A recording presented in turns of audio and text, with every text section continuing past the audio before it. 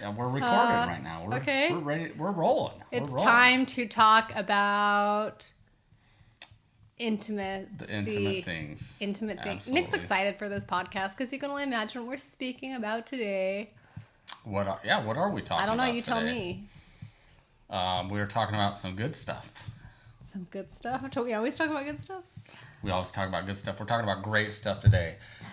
All right. One of the biggest things that I think so many couples wonder is, why are men and women wired so differently when it comes to sexual intimacy? Because if we weren't, nobody would do anything else. That's true. That's true. Yeah. I really think that's my answer. If we were both wired, is high drives. I think there would be... Nobody would accomplish anything. The average family would have 40 kids, and yeah, it'd be... Don't you think God created that for a reason? I do, but a lot of marriages, it causes a lot of contention and issues. I mean... But isn't that the whole point of marriage, is try to figure out how to understand each other? Trying to find balance. Find balance. That kind of is the whole test of marriage.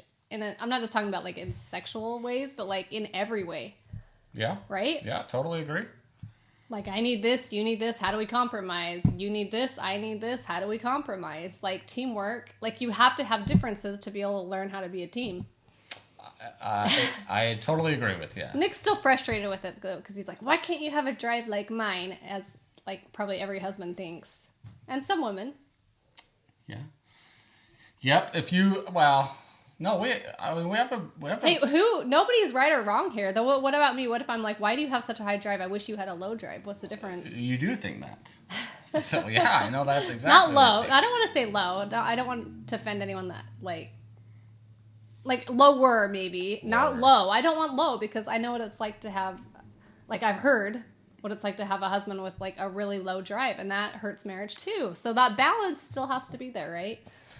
Yeah, I really do think this podcast will be a good episode for both husbands and wives, because we're going to talk about why we're wired so differently, and obviously talk about each one of these things. And there's going to be a lot of things in here, I think, that maybe you didn't think of or didn't realize, right, that might make some sense too. And so we'll go through this list. And again, we got to put a disclaimer, because we're going to get ripped apart. We understand it's not everyone that's like this. So as we're going through this list, if this doesn't apply to you, if you're different, please don't send us hate mail and tell us how awful we are. Just realize we are the majority of couples are this way. Well, and if we say high drive husband or high drive wife, it can be swapped, right? We know that it can go the other way around. So just in your mind, swap that. Yep. Right? And you'll be upset. Exactly. Right. And we do need to say, so this list comes from, I believe, a blog article that Laura Brotherson did. She's awesome. She's awesome. She's written a lot of books. She's a marriage and sex expert, therapist. And so the list that we are going off is something that she put together and credited to her. So we want to say that. She's awesome. So, all right, let's dive right in. So the differences between men and women when it comes to sex. So men typically have a very strong sex drive. Typically. And women typically have a very weak sex drive. Weak? That's what it said? That's what it says. Don't get mad at us. We're just reading off her thing. Weak sex drive. Yeah. I'm going to say weaker. It's not always weak. It's weaker. I can't really say weaker because yours isn't weak. So I guess it is weak. I think she says in her article that men generally have a constant hunger for sex. Women don't constantly have that hunger for sex. If you tell a wife or a feminist that, they will freak out. That is not a need in marriage.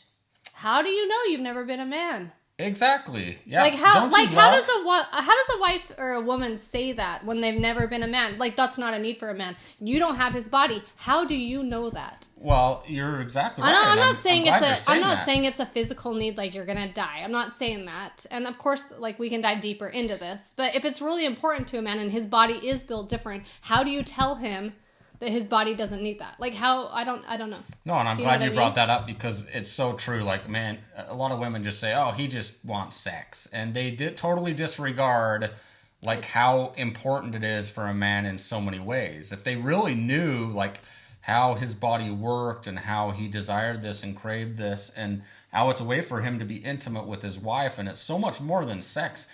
I don't know how to say this. We've said it so many times, and I don't know how to say it anymore, that, and men know what I'm talking about, is sex is not just sex to us. Like, it's so much more than that.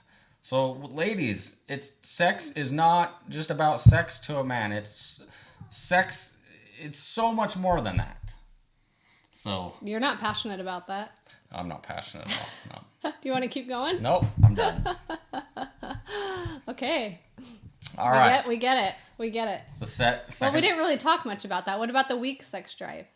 The weak sex drive. We're talking about you, but what about the women? I think you should talk about the women. I have no idea what it's like Nick to have just wants to skip right over that. I have no idea what it's like to have a weak sex drive. Okay, but are we we're talking about how to fix these things in marriage, or are we just talking about them? Well, we're talking about them, and obviously we'll talk about how to... Are we going back to them? How to fix them. Okay, well, we have to talk about this one for a second. If your spouse has a weaker sex drive, why don't you find out why? And instead of getting upset and taking it personally, that, like, I can't believe you don't desire me. Like, men also need to understand, like, we're trying to help women understand, men also need to understand that just because they have a high drive doesn't mean their wife is broken or something's wrong with them. Like, why don't you have a high drive? We feel the same way sometimes about you. So nobody's right or wrong here. It's about finding a balance, right? I mean, that's the whole point of this podcast, is to talk about trying to find a balance between the two. So if she has a weak drive, instead of taking it offensive and like, you just don't desire me anymore, like, look at all the reasons that women, their libido dies down. Like, hormone changes, having kids changes your body. Like, she's sacrificed a lot in marriage, and her body has changed, and her mind has probably changed too. There has to be discussion, communication, patience, and if you need to go to a hormone doctor, I mean, if there's a lot of stress on her, like, we're mental. So, but most of the time, and I'm gonna be on the men's side for this. I know you are. Most of the time, the women are gonna point the finger at the men and say, it's your fault that you want sex so much. It's your fault you feel this way. It's your fault you desire it. And we're often made to feel like, what's wrong with me? Why do I desire this? Why do I have this strong desire to make love to my wife? And in most cases, I would say it's the wife pointing the finger at the men. Okay, that's a valid reason. I don't think always, but yes, that can happen. I didn't say always. That can happen. I didn't say always. But yeah, a lot of the times it's the wife that's frustrated the husband for wanting it so much. And the husband is frustrating the wife for not wanting it so much. No, the frustration goes both ways. But we only know what we know. I only know what goes on in my head. I have no idea what goes on in your head. And that's the entire point I'm trying to make, is that we don't know what's going on in the other person's head. And that's where we have to talk about it, and we have to be patient with that person. I've had to be patient a lot with Nick. Like,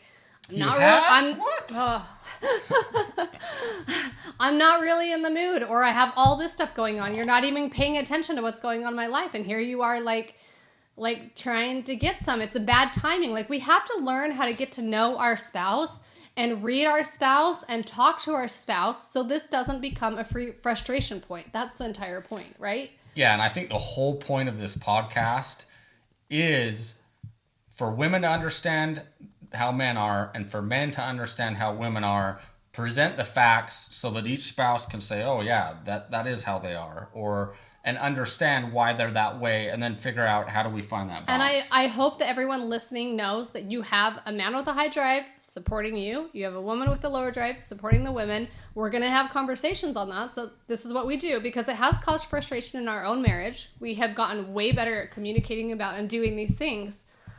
But it really comes down to, we are created different for a reason. We're going to get into those reasons. Like, I don't think God makes mistakes. So whenever you start to question it, like, why are you this way? Why are that? Let me rephrase that. I don't think God doesn't make mistakes. That's a fact. You don't think? I don't think. Well, I'm sure everyone's thought, like, well, why did he do this? And why did he do this? And why are we not compatible in this way? And blah, blah, blah. There's reasons for that. We just have to dive into it. Agreed. I truly believe there's reasons for it. And when you find that balance, you start to understand why we are created differently. And that it really does balance marriage out, because if everyone was a high drive, the world would be a disaster. And if everyone was a low drive, the world would be like, I think he did this on purpose. We just have to figure out how to make it work in our marriages and not let it tear us apart. And the key is to find a balance. As a husband, you got to recognize you're not going to be making love several times a day. Not going to happen. Or once a day. I'm just, maybe some people are once a day. I don't know anyone. And as a wife, you got to realize that it's not fair to your husband to say, "Hey, we're going to make love once every month." Like, I don't know that you can say it's not fair, because the husband also has to be a good husband. Well, yeah, but we're talking. Of course, there's. Well, let's just clarify that though, just in case someone's new is listening. We're talking to couples that have a decent marriage, that have a good marriage where the husband's faithful and respectful and kind and loving. The bases are there in the marriage. That's who we're talking to. Yeah, if you're in an unhealthy marriage, then you have probably every reason to feel why you don't want to make love. Exactly. So, let's just okay. Okay, number 2, a man is ready to go at any time, and a woman is not ready to go at any time. They need a lot of warm up. Once again, that's a pretty big difference. And it is so true. Every man knows what I'm talking about, right? For sure. Like we could be in the middle of getting bombed in war, and your wife could say, "Want to go make love real quick in between the bombings?" And a man would say, "Absolutely." That is so far-fetched, but okay. But it's true. It's not true. So most men are... Wait, who am I to say that? I'm not a guy. Yeah, so most men are ready to go at any time, and most women are not ready. Are we going to talk about that for a sec? Most women need warming up. The whole purpose... It wasn't Laura that said this. I don't remember who said this quote. If it was her, she gets credit for it. But men are like microwaves and women are like crock pots. I think it was her.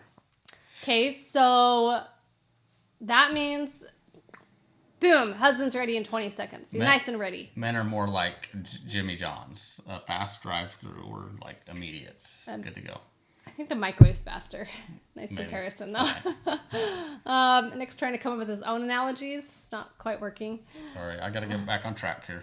The women are like crock pots, where it takes us time to warm up, unless you have the V-ring, of course. The V-ring is going to make you more like a man. You're going to be like ready in like 10 seconds. So I can't always say that they're like crock pots. Yeah, we actually had a husband email us, and he's like, "Holy cow, my wife has never gone so quickly. Is this normal?" Yeah, it's normal. It's great.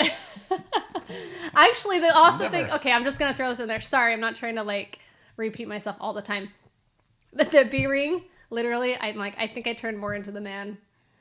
I was like, faster. Like, and it doesn't have to like finish faster. It can just go longer. Anyways, sorry, I'm getting off track now. But if you're not using the V-ring, you're going to be more like a crock pot. It's going to take time, which can be really frustrating for a lot of women and husbands. That the foreplay and stuff and the arousal takes so much longer.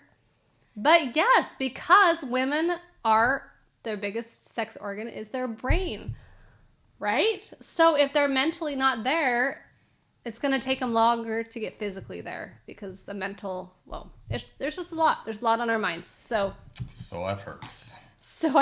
Nick's got one thing on his mind.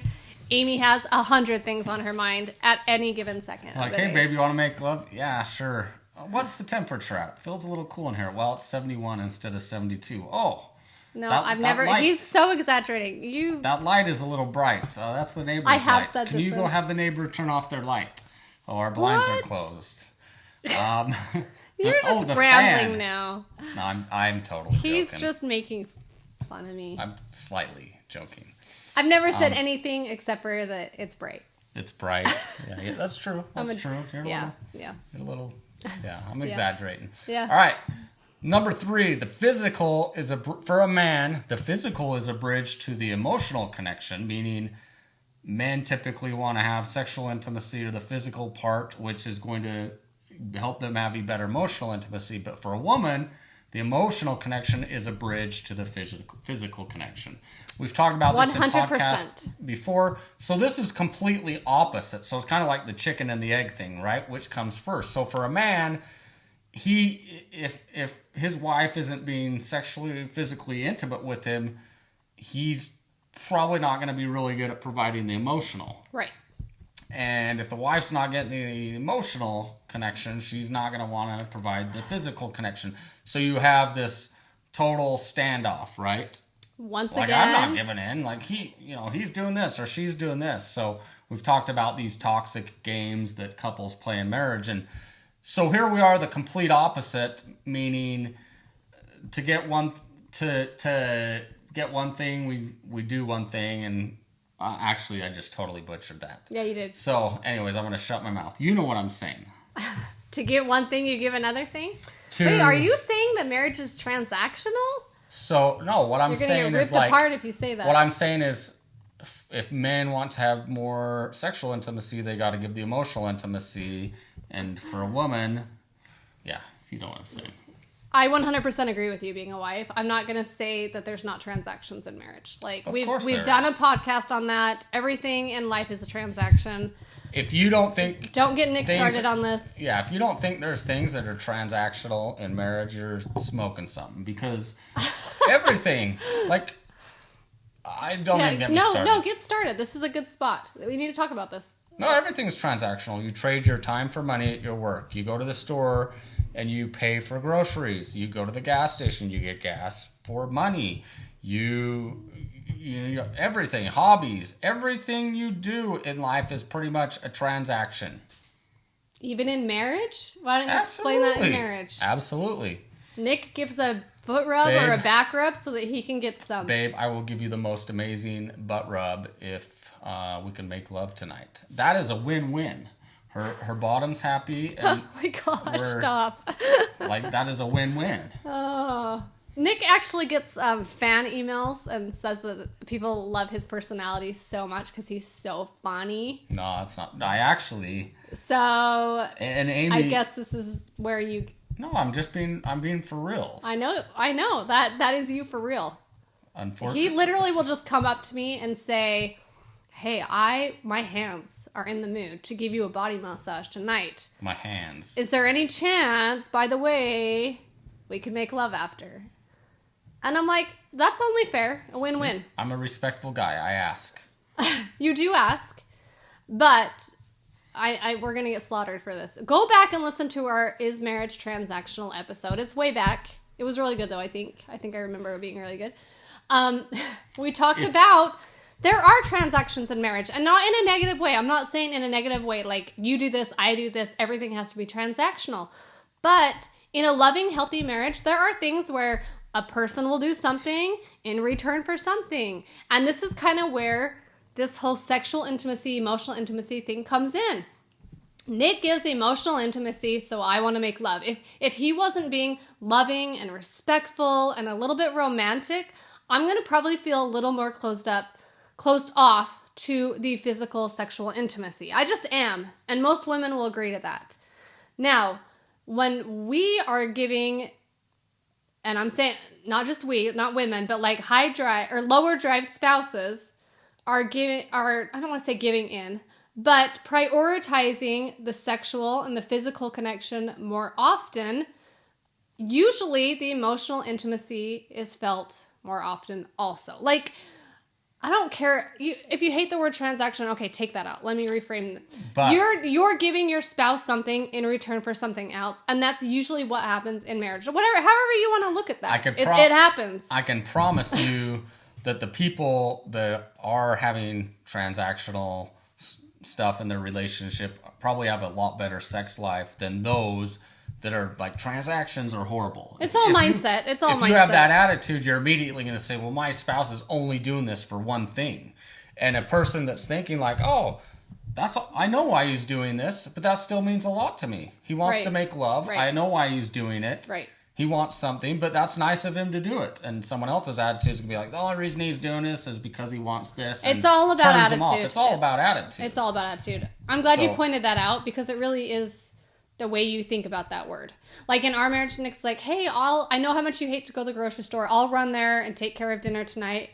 And that makes me super happy. And sometimes I'm, that put me in the mood. Like, sometimes we do things to put our spouse... I mean, most husbands will admit, like, I'm going to go rub her feet. I'm going to give her a back massage. I'm going to do whatever I can. I'm going to clean up the house. Whatever. It's called foreplay. It's called foreplay. But isn't foreplay kind of transactional? Yeah. Isn't it? Like, I'm going to do this to you to try and get you in the mood. Like, that's transactional, actually. The point we're trying to make is there's nothing wrong with having transactional things. It's all about your attitude. If you have a good attitude and a positive marriage. Yep. If you change your attitude and be like, I appreciate that you're doing this. Hey, I know this means a lot to you. How about I do this for you?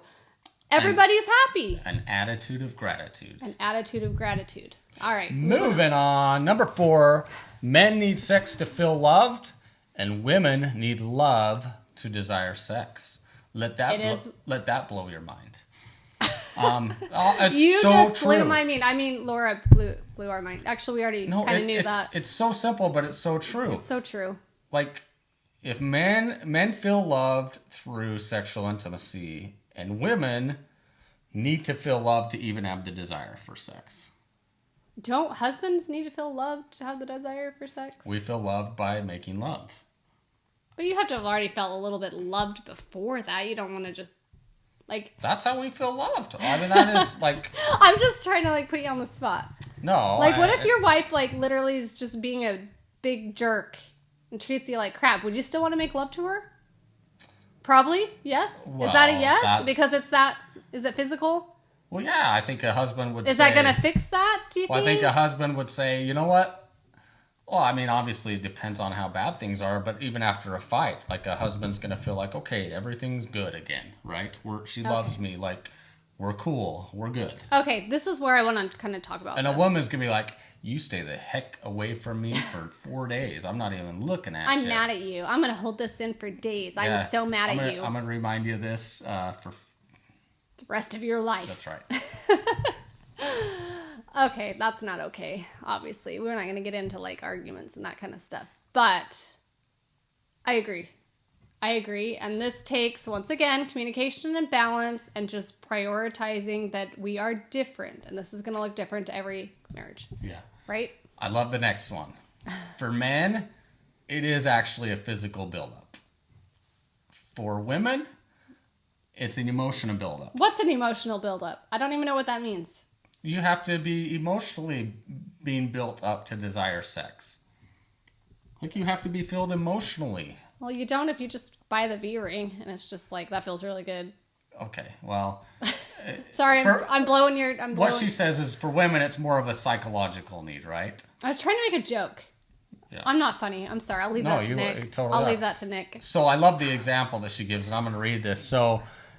she says, if you haven't fed your baby in a long time, you feel the buildup of milk in your breasts and feel a desire for relief through breastfeeding. Most women don't necessarily feel the buildup of sexual desire over time. Women need to feel close to their husbands. I like that example because maybe a woman can relate to that. Like, man, I'm laughing because you read it so serious. And I did. Well, I wanted to read her thing exactly. I don't want to read it and be putting my... If you've had a baby and you are breastfed or breastfeed, I breastfed all 4 of our kids for a very long time. I get that analogy. Yeah. I get that analogy. We're being very serious here. That's what she's saying for a woman. So a man literally has a physical buildup. Just like a woman does for breastfeeding. Where he's like, I have to release. Yeah. I have to release. So once again, going back to if you've never been a man, which if you're a woman, you haven't been a man. Let's just put that out there, right? Hold on. I was going to say, I mean, nowadays you just have to say that you're a man. Okay, women cannot be men, men cannot be women. If you're a woman and you really never have been a man or identify as a man, if you're a man. Okay, women cannot be a man, and men cannot be a woman. Let's just set that straight. We all know where we stand on that. You have never experienced what it feels like to be a man. And men have never breastfed and felt what it's like to be a woman. Men that have a high drive have probably never realized what it's like to have a low drive. And low drive people maybe have experienced having a high drive. I don't know. Maybe at the beginning of the relationship when it was back in that infatuation stuff, which isn't real deep love. We've talked about that also in previous podcasts. So here we are after the infatuation stage. We are deep in love, and we have different drives, right? Stress, life, all these things have caused us to have different drives. This is where That was a great analogy because we do change, our bodies change, and I don't understand how you feel down there and you don't feel us. Like, that's an important fact for her to state. Yes. It just is. Great. And so any woman that says sex is not a need, it's not a physical need, he's not going to die. Yeah. He's not going to die. But for your marriage will die. I mean, go talk to anyone that's in a sexless marriage, and the marriage sucks. Absolutely. The marriage is dying. It's either only staying together for the kids, and it's not passionate. It's going to end bad eventually. It's going to end eventually, or both people are going to die super miserable. I mean, that's why we have this podcast, is to help people realize how important sex is, right? And emotional connection, of course. But if you want a passionate marriage, it has to be sexual. That's why most men get married, is to have a wife to make love to. Yep. I'm just going to flat out stay out there. Like, if I would have told Nick when he proposed and we started dating and said, I'm never going to have sex when I'm married. It's never going to happen. He'd be like, yeah, I'm going to find someone else. Like, sorry, every man would think that, right? Yeah, it's not you, it's me. But the best of luck to you. Funny. Right? That would have ended real quick. Like, if people actually like had that conversation and they're like, are you going to keep your end of the deal too, that sex is very important in this marriage? Well, okay. Right? That's commitment. And we've talked about this before, but when you're dating, like, you're both, like, on fire for each other. Like, you are. It's new and it's exciting. Yeah, like, you were... I don't want to talk about it. You were... When we first got married? When we were dating, you were wanting to kiss me all the time. Like, I thought, I was just going to say we kissed. That's what I'm saying. It's like you were still, like, showing affection to me all the time. I'm like, oh, man, this girl's old. Nick is still stuck on all over me. Nick is still stuck on 4 podcast episodes ago where we had this conversation. Like, where did that go? How did it disappear? Yeah. You are, huh? It was like a magician performed a magic act. It disappeared. No, it didn't. I'm teasing. Everyone knows that we can joke around and they can hear us going back and forth and see us smiling. Okay. Yeah. That's why we're going to start recording videos soon. Yeah. Anyways, right. Yes. So, where were we? Physical buildup buildup is real. Okay. And now after listening to that analogy, I get it. All right. I get it. Okay, the next one. Men have sex as a reaction, and for women, sex is a decision. What do you think that means? For men, it's a reaction. Sex is a reaction because you are already in the mood because your body's telling you it, and your mind and the whole thing is telling you that you need to make love, right? Right? Yeah. Am I right? Okay. Totally true. It's almost like a guy's looking for any little thing to say, okay, it's go time. Or if my wife did, it's go time. And if for a woman, it's a decision. It's like more of like... I have to decide in my mind if it's going to be yes. Yeah, exactly. Yes, which leads us back to the episode where we talked about, does the lower drive spouse usually control when sex happens, right? Yes. For most relationships, I think probably, yeah. Don't you think? Yeah, I agree with that to a point. Anyways, I don't want to get on that podcast episode, but in a normal, healthy marriage, you just made me lose where I was gonna say.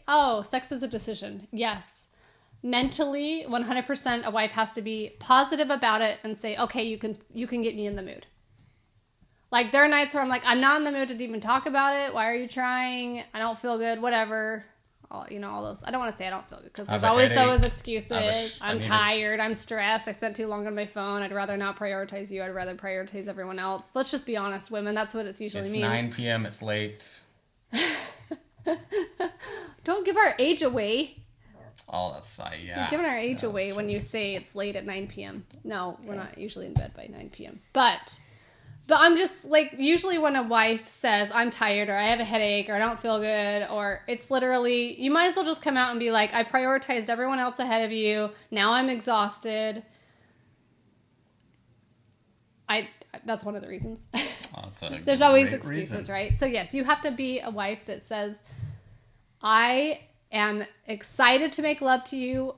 I'm not really in the mood, but I know you can put me in the mood. I'm mentally willing to get there. I know this is important for you and our marriage, and it's important for me too.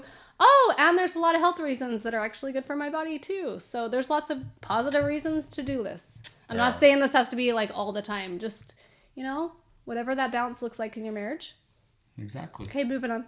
Exactly. No, you can move on now. You're spitting facts. All right. Next one is men are typically stimulated visually and women are typically stimulated mentally or through touch. Like you said, I just totally disagree with this. Your mind is your biggest sex organ. Is it your mind wired to your eyeballs? Oh, it's saying for most people. For most men, they're stimulated visually. For most women, they're stimulated mentally. I don't know. I think if men would get a six-pack and then rip their shirt off, I think women would be stimulated pretty quick. Was that the wrong answer? No, it's not the wrong answer. You'll see me have a six-pack in about 4 weeks. You say that every month. If that's all I knew. If that's all it takes is a six-pack. Oh, man, I'm going to go on a diet. Okay, let's be serious right now. I'm being serious. Yeah, right. I do agree. Okay, first off, I'm going to side with the women that I think we're more visual than men think we are. I think they men are so visual. Women are just as visual. I'm sorry. Like, if you let yourself go, it's totally going to affect us. Number 2, yes, we are stimulated mentally. Through hearing and also through touch. Those hearing and touch. Yeah. Yes, I agree with that. But I think even like chore play, if that's what you're talking about, more like mentally, yes, when we feel like you have really helped. Sorry, don't use the word help. Go back to the help podcast. When we feel like everything's been balanced and you've just been a really good husband and a good father, yeah, that stimulates us mentally. Absolutely. Yeah. Because it is, like you said, the biggest. So I don't want to say visuals like huge, but mental is definitely bigger for women. I do agree with that. Yep. And I think I rambled there. Did that make sense? Oh, it made total sense. And auditority, meaning like hearing. You mean things, auditorily? Or auditorily. Yeah, sorry. Meaning through like hearing. So if I say, "Hey babe, I'm going to sweep the kitchen," or "Hey babe, I'm going to run the trash out," once again, chore play. Are those kind of the auditory things? No, because you have to do I still think that's like sight. Like I want to see you do it, not just say you're going to go do it. Gotcha. I don't know what the auditory one means. I don't really know. Just what that probably means. For a lot of women, it's probably like maybe some of them compliments and I love you and this is what I love about you. I don't know. I'm not really like that, so I don't know. I guess it kind of goes with your love language a little bit. For that love language, yeah. Exactly. Yeah. The next one. This is a long list. It is. We're about halfway through. That's it? We'll split this up into 2 podcasts. I gotta stop rambling. Yeah. Sorry. Well, we're going to split this up into 2. The next one is men typically come to climax quickly. Women typically need more time to climax unless you're using the V-ring. I was going to add in unless you use the V-ring and then you're going to beat your husband 100%. Then your husband's... the roles will be reversed. Yeah. I don't know what else to say to that. Like, normally, yes, women do take a lot longer. And don't you think, though, for many women, that's maybe why they don't enjoy sexual intimacy as much, as they're like, it just takes too long. I think it can get really frustrating, especially, like, if you are tired or there are, like, other things on your mind, like, to be like, oh, it takes 45 minutes for my body to get there, and then it lasts, and then I enjoy it for 30 seconds or whatever. Like, is it really worth it? A lot of women will say no. Yeah. And that's why we promote the V-ring, is because it helps be faster if you want it to be. I mean, you don't ever have to rush it, right? But if you want it to go a little quicker and you want your body to respond faster and you want your body to respond longer, like enjoy it the whole time, like it feels good like a man the whole time, like it's really helpful. So I think that we have products now to kind of like fix that problem. Yeah, agreed. So this kind of ends part 1 of this podcast, but you can go check out the great products we have in shop.ultimateintimacy.com, like the vibrating ring, which will change everything for you in your marriage. So go check it out, shop.ultimateintimacy.com. Oh, wait, I'm going to add, though, you got to get the all-in-one intimate massage cream, 100% organic lubricant to go with it, though. That stuff is like key. I think you need both. I think every couple in the world needs both the V-ring and the lubricant massage cream in their nightstand. You have marriage changing. You have the Nick and Amy guarantee of that. Like pretty much. Like don't come back at us if you don't love it. But it really is. You have the guarantee, so go check it out. It's amazing. Let us know what you think. That's it. All right, part 2 to the Ultimate Intimacy podcast, continuing on our discussion about the differences between men and women when it comes to sex. We had a good conversation. We had a good conversation. We're going to keep this rolling. All right, let's dive right in. So if you haven't listened to that first episode yet, you really need to go listen to the previous episode. First, do you think? Yeah. First, okay. Exactly. And then this is a continuation on of that one. Okay, so the last episode we talked about the differences between husbands and wives. And we talked about how, like, just finding a balance. Like, this is actually, like, it's good that we're different. It's good that we're different and find that balance. That's what marriage is for, right? And when you find that balance and that ultimate intimacy in marriage, it's life-changing, right? Yeah, for sure. But some of the differences we talked about in our last episode were how husbands have usually a stronger sex drive. Women usually have the weaker sex drive. Not always. We talked about it goes both ways sometimes. Men are usually ready to go and women need a warm up. We talked about the whole bridge where, men feel love through the physical and sexual connection, where women more need the emotional connection first to bridge to the physical and sexual. We talked about how husbands need sex to feel loved, and women typically need love first to desire sex, which is totally accurate and makes sense. We talked about the actual physical buildup husbands have, and used a really good analogy and how women need more emotional buildup first. We also talked about sex as a reaction versus sex as a decision. Women have to decide and be emotionally positive about it. And then we talked about different ways that husbands and wives are stimulated visually, through touch, the different things like that. So, continuing on our list. Continuing on, here we go. So, the next one is, and I think we covered that one, right? Yeah. So the next one is, men typically think about sex constantly. And women typically think about sex occasionally. We should have taken a poll on this and asked our audience, the husbands and the wives, how often do you think about it? What do you think the answers would have been? Like, we should have a husband's going to be at least a couple of times a day. Just like randomly pops into your mind, like, I want to go make love to my spouse. Yeah, absolutely. It just all of a sudden, like, you're in the middle of something and that comes to your mind. Well, so going back to where it says men are like visual, like it could literally be you coming out of the shower and I'm like, man, she is so beautiful. Like, I would just love to make love to her. It could be you at the kitchen table just looking beautiful and thinking, man, I would just love to make love to her. It's funny. Like, sometimes I'll be out jogging in the morning and I'll be like, oh, I hope Amy's still in bed. Because it'd be awesome. Oh my gosh. Okay, we are different. Anyways, so... And a woman is typically like... I'll think about it in a couple of weeks. She's like, oh, it's the end of October. Let's talk about this first part of December. No, not really. And like we said, there's higher drive wives that we want to be sensitive to. So this episode, go back to our higher drive wife episode because we really are talking to the lower drive wives in this episode. But this can go both ways. So if you do feel like I am the higher drive, then you're going to feel more what you just said, correct? Yeah. Right. Yep. So I want to be sensitive to that. Like, not everyone is high and low. And anyways, it's about finding that balance, whatever this looks like in your marriage. But I want you to think too, if you're a wife out there that feels like, oh, my husband just has such a strong sex drive, I want you to just consider, what if he completely turned it off and had nothing and just was never interested in making love to you?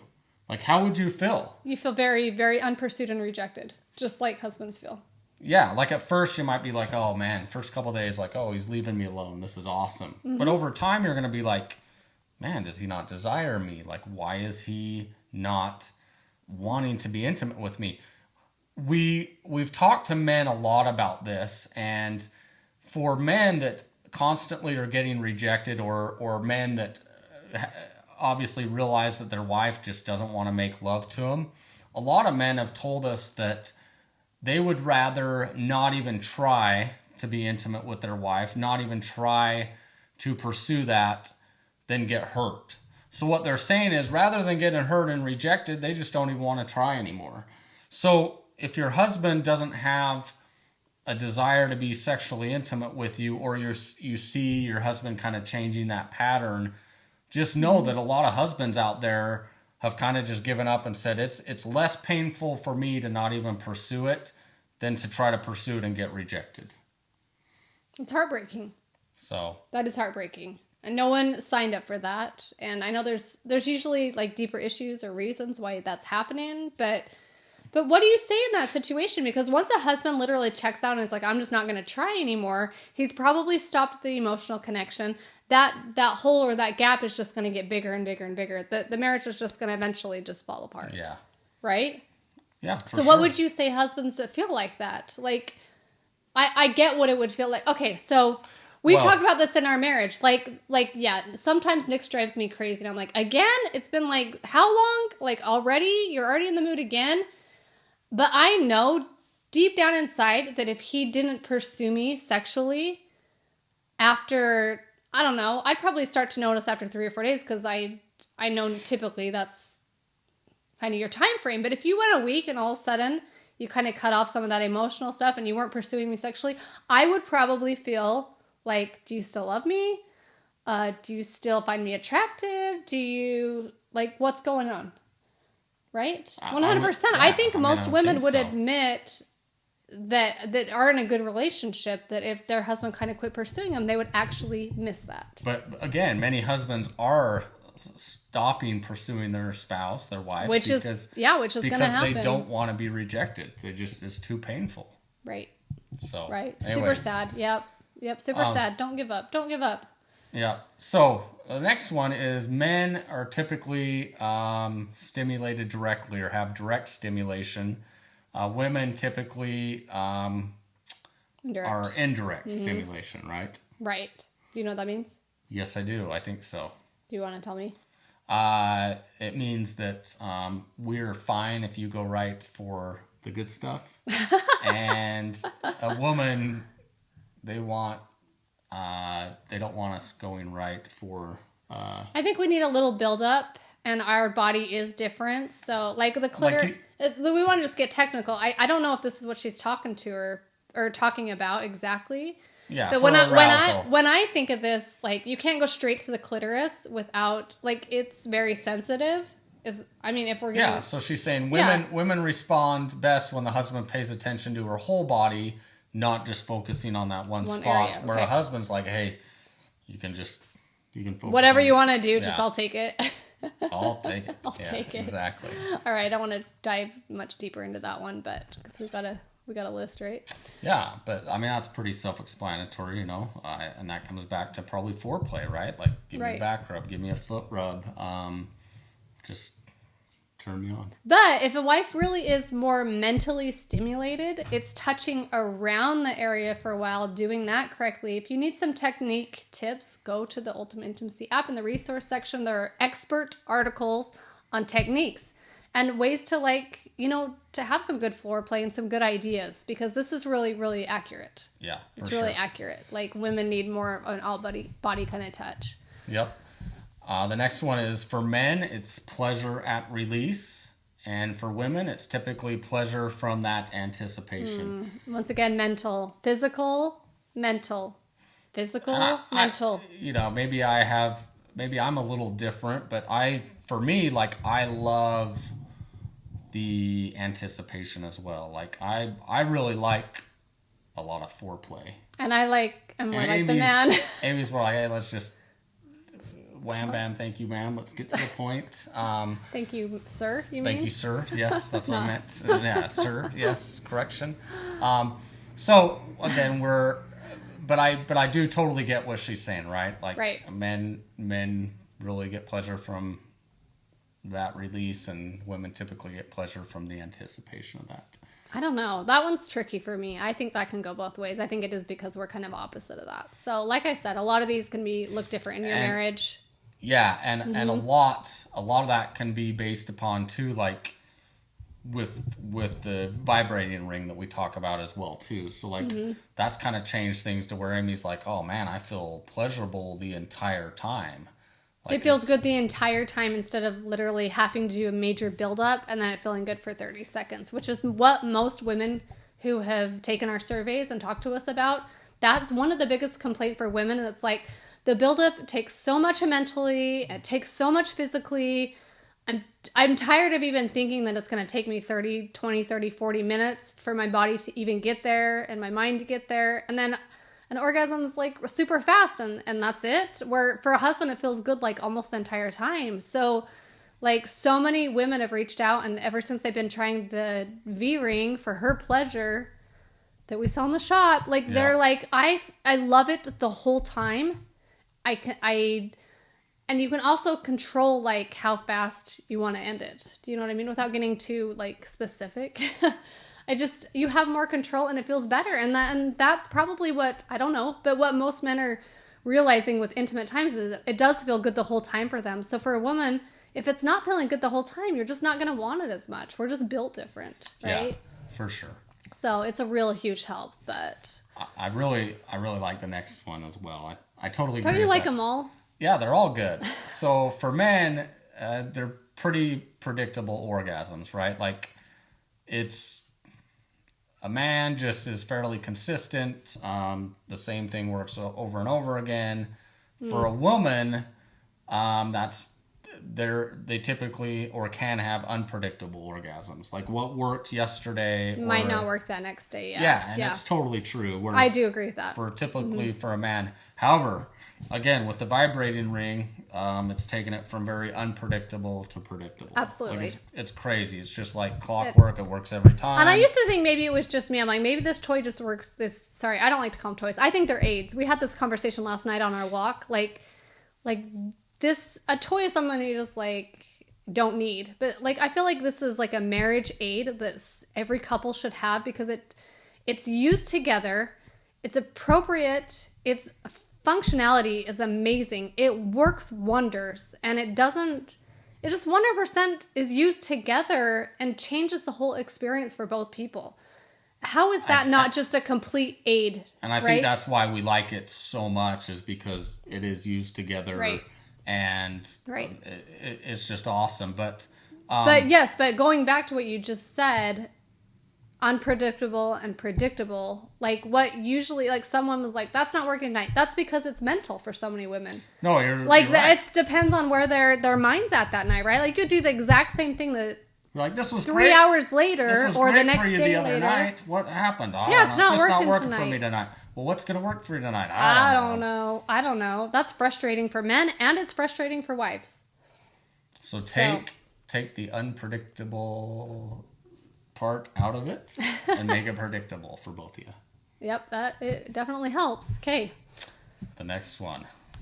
Oh, I don't understand this one. I understand. Do you want me to? Are you waiting for me to read it? Yeah, lead us off. Husbands have one orgasm and women can have multiple. Yeah, I don't know what to say about that because I am more like a man in this area. I don't want to get personal, but you women that can have multiple, congratulations, you're awesome. I don't know what else to say. We're just both one-hit wonders.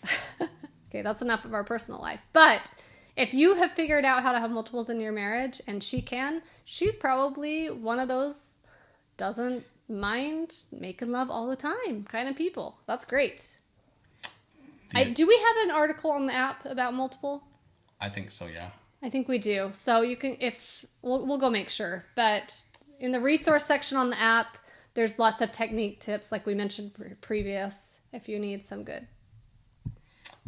tips and tricks. The elusive multiple O's.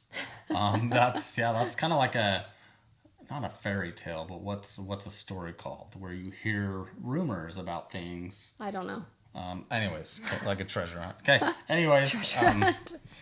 Okay. So moving on. For men, the penis is the sexual center, and for women, the clitoris is the sexual center. Yep.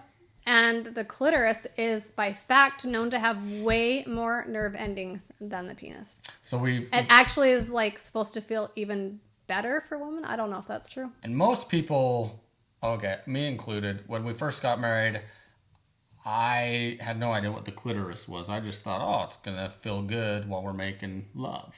Mm-hmm. And boy, was I wrong. So most women, was it like 80% of women can't orgasm through intercourse alone? Yep. Intercourse alone. So once again, I don't want to feel like we're just selling this toy. It literally is just life-changing, though. But, like, that's why the toy is so great, is because you can still have intercourse and still helps out with the clitoris. It's stimulating the clitoris It at the still same stimulates the clitoris, so she's enjoying it just as much as he is. And if you're one of those couples that doesn't know much about the clitoris, go listen. We have 2 podcast episodes we've done on that. I think one of them's episode 33 early on, and then another one's probably about, I don't know, maybe 250-ish or somewhere around that. But go check them out, and that'll be a really good one to listen to. The first one was called The Key to Unlocking Female Pleasure. And that the clitoris literally is the key.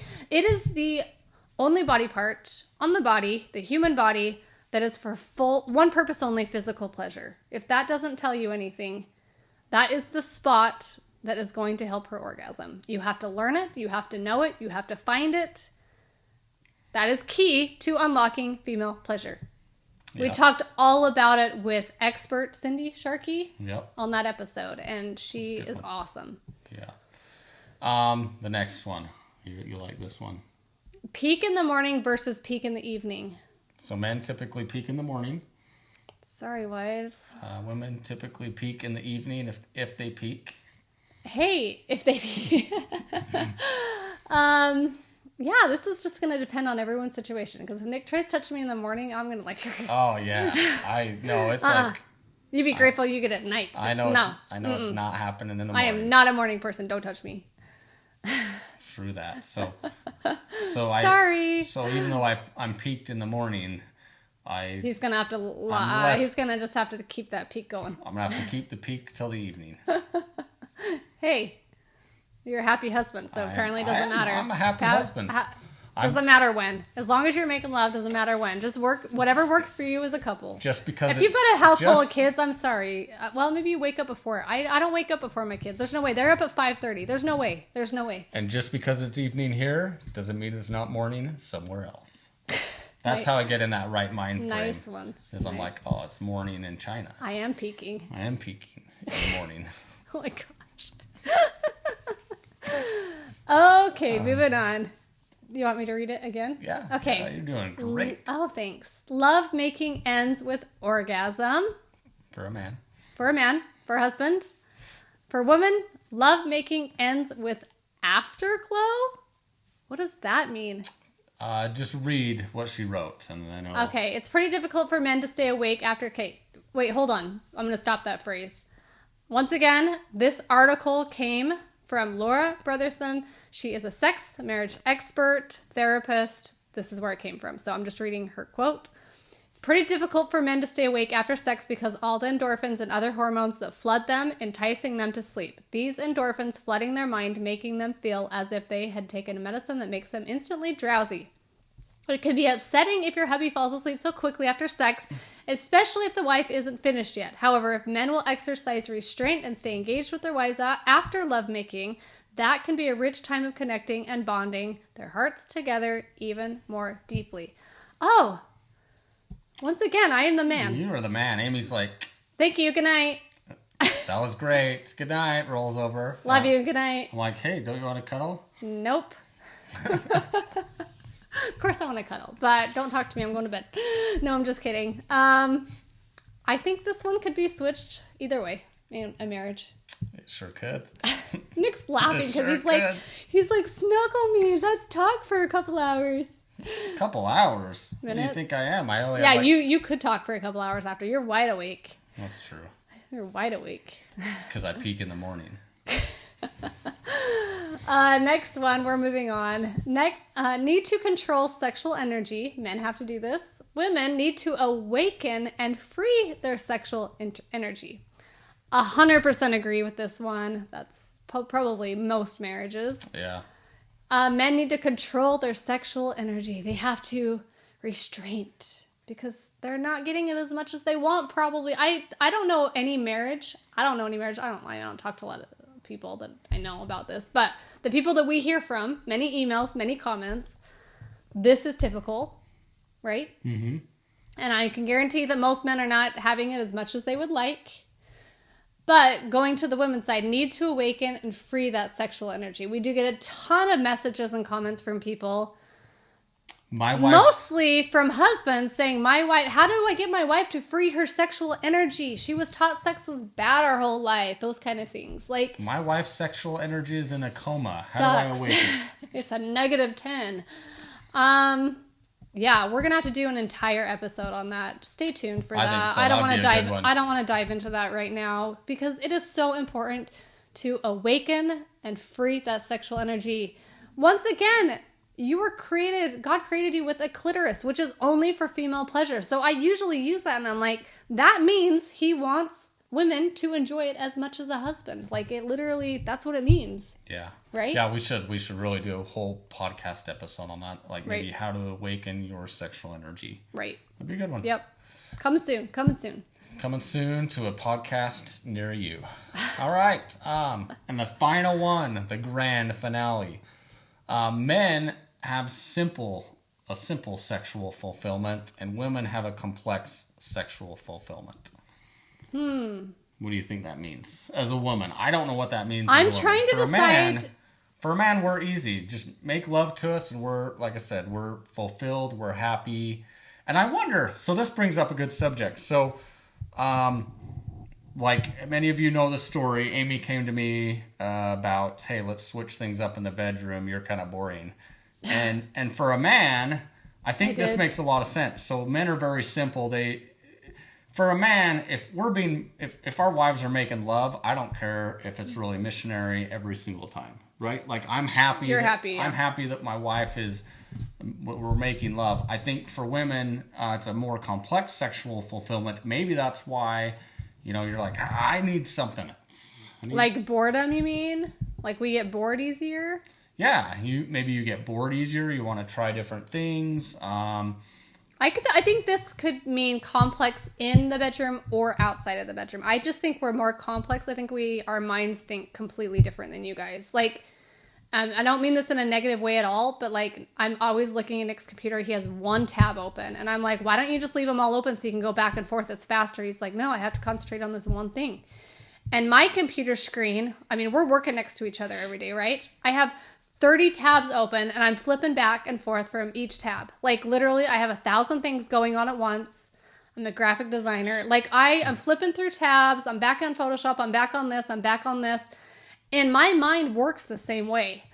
Like, I'm constantly thinking about this. I'm thinking about my kid's schedule. I got to go pick someone up. I got to make dinner. Right? I'm trying to get work done. I've got to go make... Like, I have so many things, so many tabs open in my mind. And I think that most women can completely relate to that. Yeah, and men are more just like focused on a specific thing. Let's get this done, and then we'll move on. I'll get this done, then I'll move on. And I'm like, no, I can multitask. Like, I remember, sorry, this is a weird analogy, but I remember, like, when I had babies, like, being able to breastfeed, talking on the phone, and, like, stirring a pot for dinner. Like, I could do multiple things at once. While you were jogging down the road going to pickleball. Definitely wasn't doing that while I was breastfeeding, but good try. And my whole point is, like, we can do multiple things, and I think men can too, but I think you just work in a different way. Yeah, mentally we can kind of get more focused on one specific thing, and women can be thinking about things. And that makes a lot of sense as why the sex lives would be like that, right? Like, a man's just like, let's make love. This is all I'm thinking about. And a woman's like, well, I'm thinking about, is it too hot or too cold? Are the lights on? Is the kid going to walk in? Yeah, that's what I was going to say. They're not thinking about that. They're thinking about, like, did I finish this? Did I need to do this in the morning? I forgot to get this done today. Your shaved chest, the hairs are poking me. Yeah, that's a big one. Don't do that. Don't shave.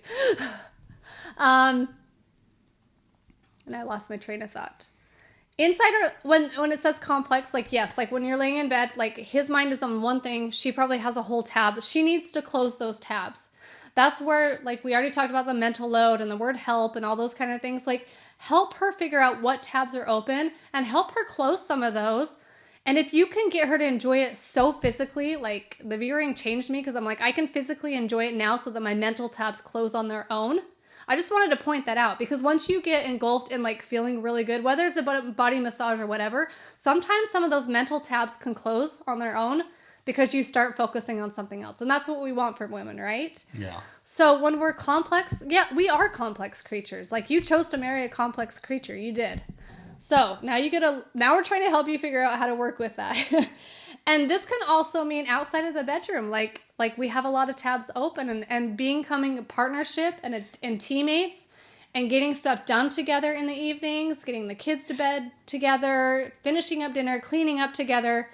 Like, all those kind of things really help us decompress and close those tabs, like I just said, so that there is time and mental space to be intimate. And that is where we differ. Like, if I said, let's go make love right now, your tabs would close.